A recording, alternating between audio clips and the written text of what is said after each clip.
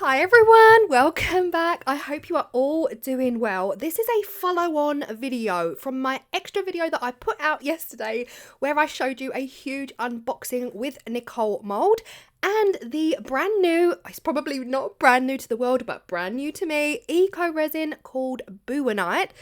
And yeah, we're going to use it today, and I was so excited to get my teeth stuck into a new eco pour. This is the Boowannite by Nicole Mould. Everything you need to know will be down in the description box below. It is measurable by 300 powder to 100 liquid. The closest eco I can actually compare it to is the Jesmonite, where it comes with a powder and an actual liquid that you have to add. It's not just water. So 300 to 1, and because I am all about that lazy maths, we are going to do exactly 300 to 1 and see how far it gets us. Now here you see I just measured out my powder into a separate bowl, and I am just measuring out my 100 grams liquid into a cup. First thing you want to do is add the powder to the liquid, so that is what I'm doing here. Liquid goes in the bowl and I am slowly adding the powder. I have to confess, guys, I know very, very little about Boowannite other than it is an eco pour. It is a gypsum based system. So that's as far as my knowledge takes me. I didn't study too hard on it. I wanted to just have a play, follow the simple directions of 3 to 1 and see how we get on. At this stage, I don't even know the work time. I don't know how long I've got. I don't know what the consistency should be. I am literally trying this for the very first time on camera so that I can give you an honest opinion on how it feels. And I do like to compare it to other products that I have actually tried. Now, first off, I thought that it was very chalky. It felt very watery, very chalky, but the more powder I added, I could visibly see it was thickening up. And once I'd added all of the powder, I can describe it as a thick double cream consistency. For me, if you are used to other eco pours, it's thicker than the eco pours that use water, and it's thinner than Jesmonite. That's the only way. If you're used to eco pours, that is how I can describe it. For me, the most exciting thing was that it came with some pigments, but not just pigments. It came with a black. Now, if you've been using eco pours, one of the biggest questions I get is how to get a black, and I've always recommended adding the full 2% pigment. Now, we have got a 400 gram consistency here, 300 and a 100. Therefore, we need 2% pigment, which is 8 grams.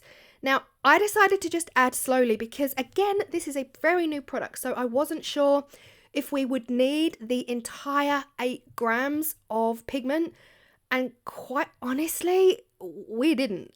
We really didn't. At this stage, I've only added 4. And it's already pretty dark. It's almost black. And I just felt like if I add too much more, I really just didn't need to. So in my eyes, I was eyeballing it, keeping my eye on the scale, but also really keeping an eye on the depth of the black. I want it black. I want it black like my nails. And I just decided to keep going until my eyes were happy. I knew I couldn't go over the 8. But here we are. This was pretty much the last little squeeze of black pigment into the Boowannite, and I was happy. I was really, really happy that I had got a solid black, and we only went to 6 grams pigment. So not even 2% was needed for this. Now, first off, I was going to use the 3-compartment mold, but again, I'm not sure how far this is going to go, so I thought I'd play safe and just use the 2-candle compartment mold and the 1-candle compartment mold. And then whatever we have left over, we will have some fun pouring it into extra molds that I have sitting on the side. My initial feeling on this was that it's smooth. It's so smooth. It actually flows really beautifully. It doesn't flow like water. It's a little bit hard to explain unless you're used to other eco mediums. It doesn't flow like water. Equally, it's nowhere near as thick as Jesmonite. So for me, I was confident that I probably didn't even really need much tapping. And it does say on the packaging that it's got very few bubbles, and I also found that. The bubbles weren't all rising to the surface as I have seen with other eco pours. Now this was the 3 compartment. I thought we'd have some fun with splashing. Splashing always reminds me very very Nightmare on Elm Street, very Krueger, very very Halloween. Now of course this could be some classic home decor. If you add this in with white or cream, it would look really beautiful in some neutral home decor, but of course this is Halloween, so we have to have a little bit of fun with colour. Now the one thing I will say is that I feel like, I don't know for sure, I just felt like I had a long work time. It was almost like no stress. I didn't feel under pressure. The consistency that was remaining in the bowl was still really fluid. I wasn't sure how it was going to land. I didn't know if, because it's quite watery compared to Jesmonite, would it actually flick, splash and stay in place? Would I get some gorgeous, fine, thin, detailed lines, or would it just spread out because it's more watery than Jesmonite? But again, it didn't appear to be an issue. I got some really stunning splashes. Now here you see me just using the rest in the bat mold and the cross and wing mold that you would have seen 2 videos back. Now in my brain, the reason I'm using these molds is because I'm already thinking we could, if we wanted to, super glue or, you know, fix in some way these images onto the candle holders to make them a little bit more Halloweeny. At this point I could already see the splash was drying up. Now I believe they recommend an hour to 2 hours demold. I'm so naughty, I know. I demolded after around 30 to 40 minutes and everything seemed okay. I will say, obviously, the wings and the bats, they were all a little bit fragile. They are super thin pours. So I did lose a few bats, but then I got quite a few decent, happy, fully intact bats. So again, I would definitely follow the instructions and maybe leave it for an hour before you demold, just to make sure they are super strong. But it really wasn't an issue for the tea light holders. They came out a dream. And bearing in mind, I did very little tapping, very little shimmying and shaking. Not a single air pocket. I was really happy with the depth of the colour. I just felt like it was a really good black. I mean, on camera, to be honest, it looks dark grey on camera, but I promise you it's way more black in person. And of course, I didn't actually use all the pigment that I could have. I could have gone to the full 2%, but I didn't do that. But yeah, the edges were super neat, super gorgeous. I thought it worked really quite well with my nails. But yeah, the black is definitely more Halloweeny, more spooky. But the splash one, I really wanted to try some purple. So again, these are the pigments that you can get in your starter pack with Boowannite. I decided I wanted purple. So first up, I'm going to add the red. I'm not going to make it red. I don't want it to be as red as the black was black. I'm just going to add quite a good amount of red to give me quite a deep pink. Then I'm going to add drops of blue at a time to see how the purple develops and see how much blue I need to add to give me that deep purple Halloween colour. And I was quite happy at this point. It was working out so well. Again, this mixture, because again, lazy maths, was another 300 to 1. It was another 300 to 100. So I got a gorgeous purple. Then I used my spatula to make sure that all of those colours were fully integrated into the Boowannite before I started to pour.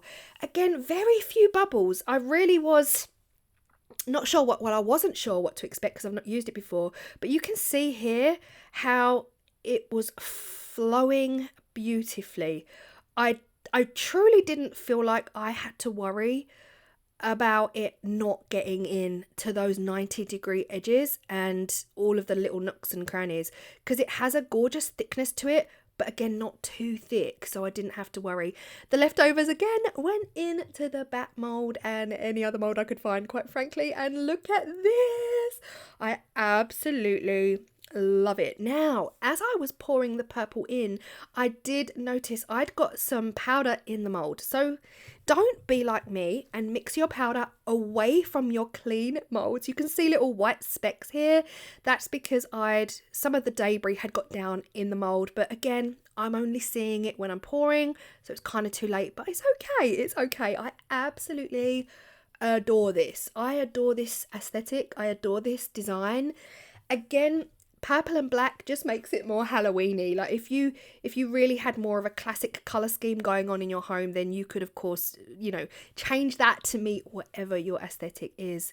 Now, my plan for the little Jesmonite pieces was really, you could, if you wanted to, Halloween them up, pimp them up a little bit by attaching the bats onto your pieces. I was going to put it here and then thought it looks too much like an owl.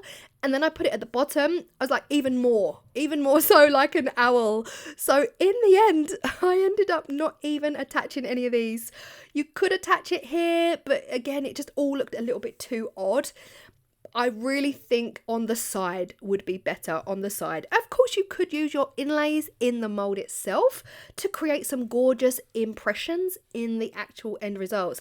But I love these. You could, if you wanted to, I've done this on my channel before, you could line the actual tea light cavities with foil. So get some gold foil leaf, not real gold obviously, and use your adhesive inside, whether it's the actual sealant. You can use sealant as an adhesive because it's nice and sticky. Get your foil down in there and then actually copper line or gold line the inside of those tea light cavities. That will give you the most stunning, glamorous glow from when you light your candles. Now, Boowannite can be sealed. They do recommend that you pretty much use whatever sealer you have for your eco pours and your Jesmonite. So you could use the AC100 Jesmonite sealer, you could use your Elechem sealers, or you could use any wax at all that is designed for eco pours. And again, really that choice is entirely up to you, but yes, they should be sealed. Like any eco pour that could potentially get marked in any way, give it a good seal and you're good to go. What do I think of it? I think it's actually lovely to use. I found it so nice and creamy and rich, and I don't even remember seeing an air bubble. I didn't have to. Once I'd shaken them, I didn't see any bubbles rise to the surface like I have done with, say, Jesmonite. Sometimes you'll get a lot of bubbles on the surface of Jesmonite and you have to kind of like blow them out almost with a straw, or just get down low and blow the bubbles off the surface. Whereas I didn't see any with this. It gave me beautifully flat surfaces. Really, really lovely to use. Super smooth. No air pockets. None. No air pockets whatsoever. And there are some 90-degree edges there. So really, really impressed. I absolutely love the black. The black is exactly what we want from a black. If I added the full 2%, we might have even got a blacker black, but really happy with this shade. Love it. Absolutely love it. I've got nothing, no negatives at all, really, whatsoever. So yeah, it's been fun to use. I hope you love the tea lights. If you want to see the mold unboxing, the huge set of molds that Nicole Mould sent me, then do check out yesterday's video. I put a little extra video out on the Friday, so that was yesterday. Go check it out if you want to see what other molds they sent me, but do check out Nicole Mould because their molds are beautiful and the choice is massive. It's way bigger than what they sent me. So yeah, go check them out and all the details will be in the description box below. I'll see you in the next video. Bye.